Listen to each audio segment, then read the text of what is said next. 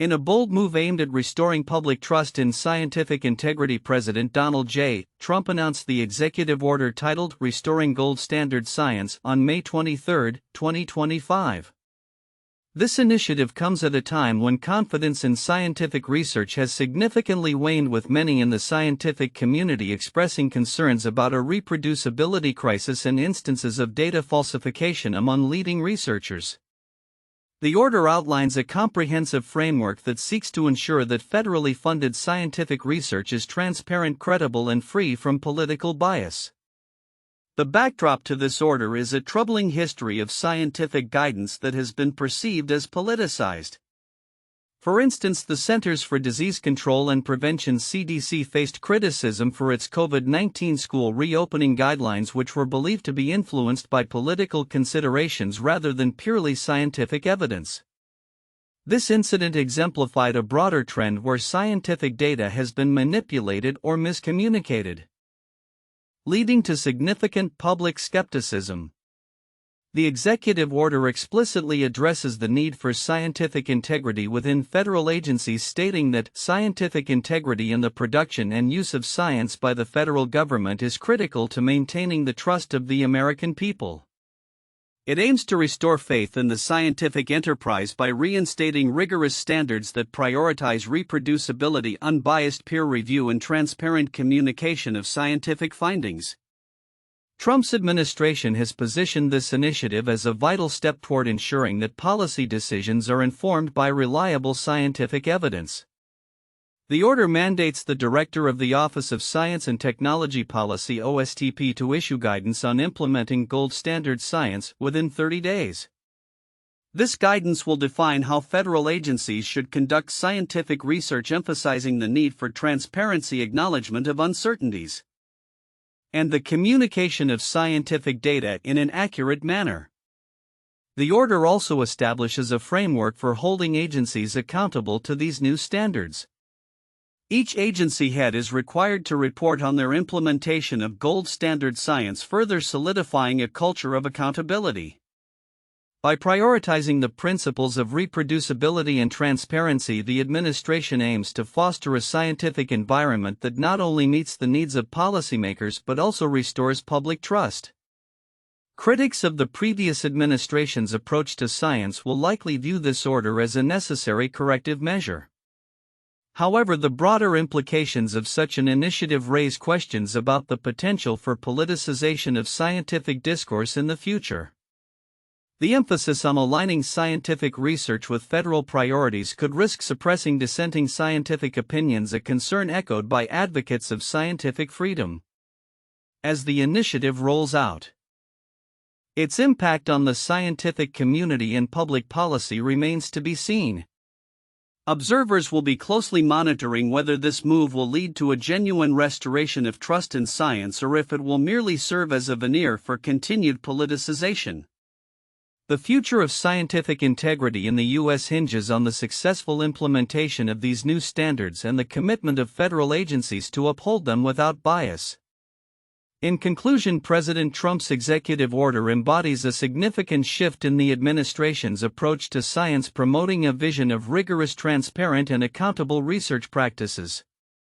As the scientific community grapples with the implications of this order, one fundamental question persists: will this new commitment to gold standard science truly pave the way for a more trustworthy and effective scientific enterprise?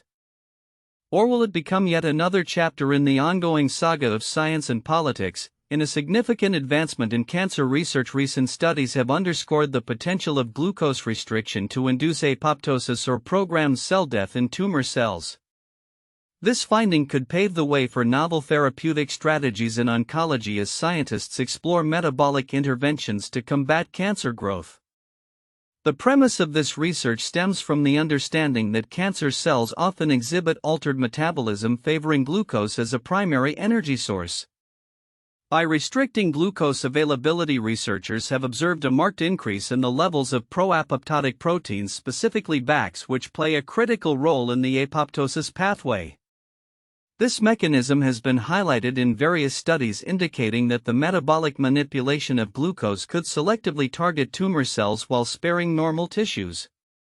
In a recent publication, scientists reported that glucose restriction promotes apoptosis in tumor cells, suggesting that this approach could serve as a complementary strategy alongside traditional therapies such as chemotherapy and radiation. The ability to induce cell death specifically in cancer cells while minimizing damage to healthy cells presents a compelling avenue for future research and clinical application. The implications of this research are far-reaching. As cancer remains one of the leading causes of death worldwide, innovative therapeutic strategies are crucial for improving patient outcomes. The notion that dietary interventions or pharmacological agents designed to limit glucose availability can enhance the efficacy of existing treatments could transform the landscape of cancer therapy.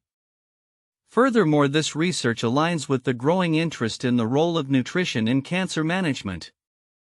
With an increasing body of evidence supporting the connection between metabolic health and cancer progression, dietary strategies may become an integral component of comprehensive cancer care. As scientists continue to unravel the complexities of cancer cell metabolism, the potential for glucose restriction as a therapeutic target is becoming clearer. Future studies will be essential to establish the safety and efficacy of such interventions in clinical settings, particularly in conjunction with other treatment modalities. In the broader context of healthcare innovation, this research reflects a shift toward personalized medicine where treatments are tailored to the metabolic profiles of individual patients. As we look ahead, the integration of metabolic therapies into standard oncological practice may not only enhance treatment effectiveness but also lead to more sustainable and holistic approaches to cancer management. The ongoing exploration of metabolic pathways in cancer treatment serves as a reminder of the dynamic nature of medical research and the continuous quest for effective solutions in the battle against one of humanity's most challenging diseases. As this field evolves, it is likely that we will see more groundbreaking discoveries that could redefine how we approach cancer care in the years to come. Skin cancer remains a pressing health concern globally, with millions diagnosed each year. It is the most common type of cancer, and its prevalence has prompted healthcare professionals to emphasize the importance of early detection. Dr. Daniel Sugai, a Harvard-trained dermatologist, has recently underscored the critical early signs of skin cancer, particularly basal cell carcinoma (BCC), which affects approximately 3.6 million Americans annually. In a candid discussion shared on TikTok, Dr. Sugai highlighted that persistent pimples or spots that bleed easily could be indicative of BCC. If you have a pimple that won't go away in 4 weeks, please see your dermatologist, he advised, stressing that timely intervention is essential for better outcomes. This advice is particularly pertinent in light of alarming statistics published by the World Health Organization, which reported about 330,000 new melanoma cases globally in 2022, leading to nearly 60,000 deaths. Dr. Sugai elaborated on the characteristics of BCC, stating that it may present as a shiny bump, a flat patch, or an unusual lesion that does not heal. Notably, he pointed out that BCC can manifest differently in patients of color, often appearing as a pigmented lesion mixed with red. It's usually hyperpigmented with some red mixed in, and with time, it will start to be an eroded plaque that will bleed easily, he explained. He urged individuals to pay close attention to any unusual changes in their skin, emphasizing that early detection can significantly improve treatment outcomes. The conversation around skin cancer is not limited to dermatology alone, it intersects with broader health initiatives aimed at raising awareness. For example, Rebecca Horn, a mother from Wallingford, UK, who recently battled breast cancer, is using her experience to advocate for early detection. Horn, diagnosed 18 months after giving birth, is preparing to undertake a 62-mile trek on the Isle of Skye to raise awareness about breast cancer, particularly among young women. She stated, "If you find something and you go and get it looked at, you've got the best possible chance of a good outcome." Horn's journey underscores the importance of vigilance regarding health, especially in younger demographics. Her experience reflects the broader challenge of encouraging early screening among women who often prioritize family and work over their own health. As busy young women, we forget, she noted, highlighting the need for women to take time for their health. Meanwhile, the medical field is making strides in cancer treatment, with companies like Gilead Sciences revealing significant breakthroughs. Their recent clinical trial results for Trodelvy, a treatment for metastatic triple-negative breast cancer, have sparked optimism among investors and patients alike. These developments in oncology highlight an ongoing commitment to improving cancer outcomes, an area that continues to evolve rapidly as research progresses. As we move forward, the emphasis on early detection and public awareness surrounding cancer remains paramount. Both dermatologists and cancer survivors like Horn advocate for increased vigilance and proactive health measures, underlining that awareness and timely intervention can save lives.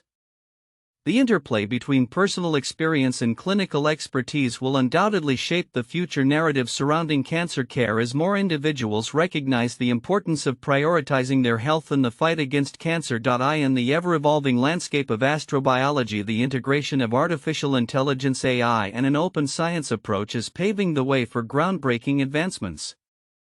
A recent white paper from NASA's Astrobiology Data Ecosystem (DARES) emphasizes the critical need for collaborative data sharing practices and the application of AI tools to unlock the mysteries of life beyond Earth. Published on May 24, 2025, the document outlines emerging themes and technologies, setting the stage for a future where AI plays a central role in astrobiological research. Astrobiology, by its very nature, spans multiple disciplines, requiring a thorough understanding of the complex interactions between physical, chemical, biological, and social phenomena across varying scales of time and space. The white paper highlights the unique potential of machine learning (ML) and AI to analyze vast datasets, revealing nonlinear and context-dependent relationships among diverse features. Recent applications of AI in astrobiology have already demonstrated significant promise, with successful initiatives in identifying habitability-related mineral signatures and classifying exoplanet transit signals. The authors of the white paper stress that to fully harness the capabilities of AI, the astrobiology community must address the foundational issue of data accessibility.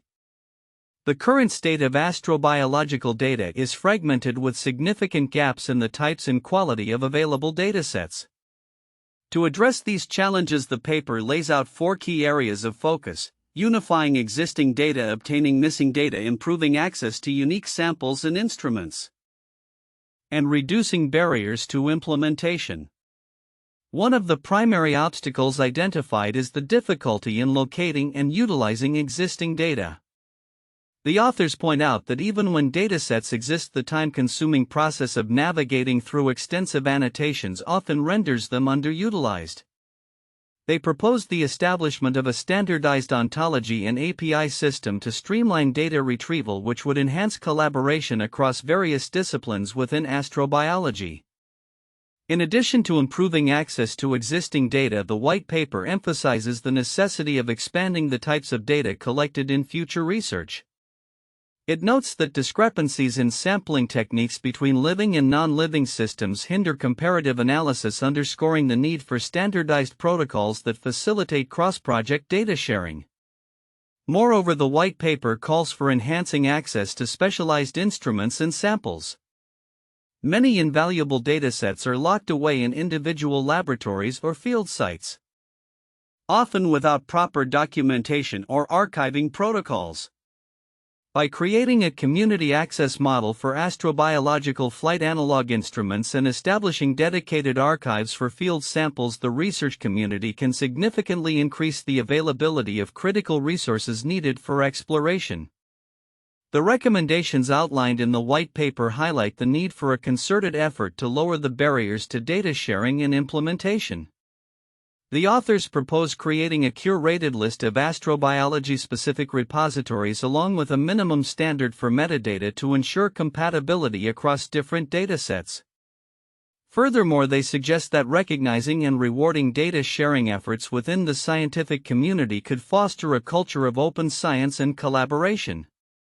As the intersection of AI and astrobiology continues to develop, the potential for transformative discoveries looms large. The integration of open science practices alongside advancements in machine learning, could enable researchers to unlock new insights into the origins and evolution of life in the universe.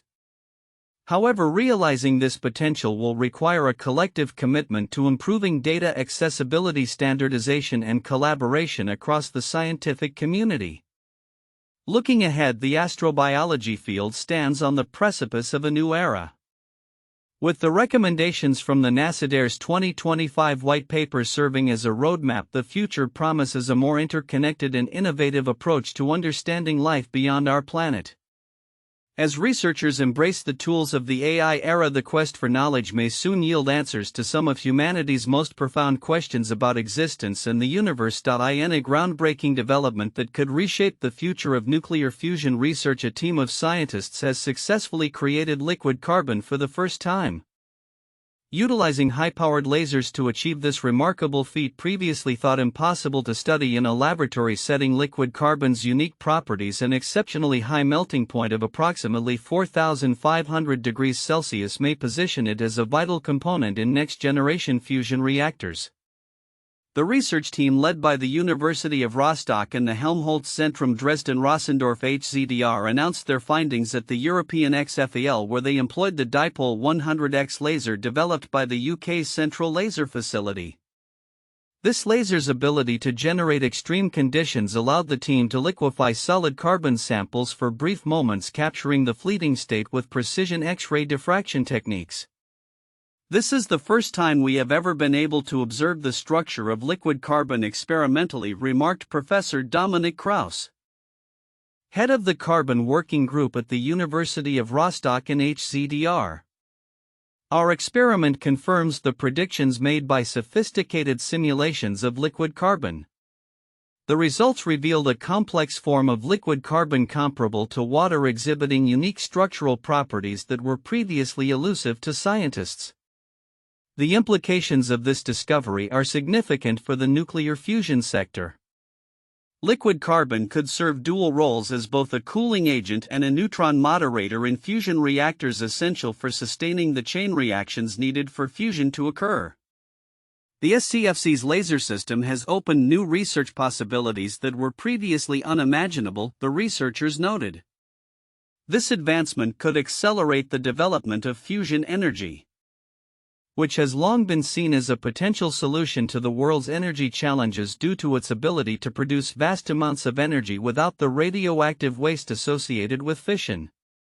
Creating liquid carbon posed substantial challenges, primarily due to its tendency to transition directly from solid to gas under normal atmospheric pressure. The use of laser compression provided a novel method to achieve the necessary conditions for liquefaction, albeit for mere billionths of a second. The research team meticulously conducted numerous experiments, adjusting parameters to capture a comprehensive picture of carbon's phase transition. The findings published in the journal Nature not only resolve long-standing debates about carbon's liquid state but also pave the way for further advancements in fusion technology. The researchers anticipate that future experiments could yield results that currently require hours of data collection in just seconds, thanks to automated control and data processing systems. In parallel to these advancements, the UK's fusion research efforts are gaining momentum with the mega-ampere spherical tokamak mast upgrade project, which recently received critical components designed to withstand high temperatures. Developed by General Atomics, these corrugated waveguide components will enhance the efficacy of a novel plasma heating method known as electron-Bernstein wave (EBW) heating, enabling more efficient energy transfer within fusion reactors. Wayne Solomon, Vice President of Magnetic Fusion Energy at General Atomics, expressed enthusiasm about the collaboration with the UK Atomic Energy Authority, stating, "We are more than thrilled to deliver these final waveguide components for the mast upgrade transmission line." The success of this upgrade could significantly improve plasma heating methods, a critical factor for the practical implementation of fusion power. As these innovative approaches converge, the future of nuclear fusion becomes increasingly promising. With advancements in both liquid carbon research and enhanced plasma technologies, the potential for creating sustainable and clean energy solutions is within reach. The global community remains watchful, eager to see how these developments will unfold and contribute to the broader quest for a viable fusion energy source that could transform our energy landscape.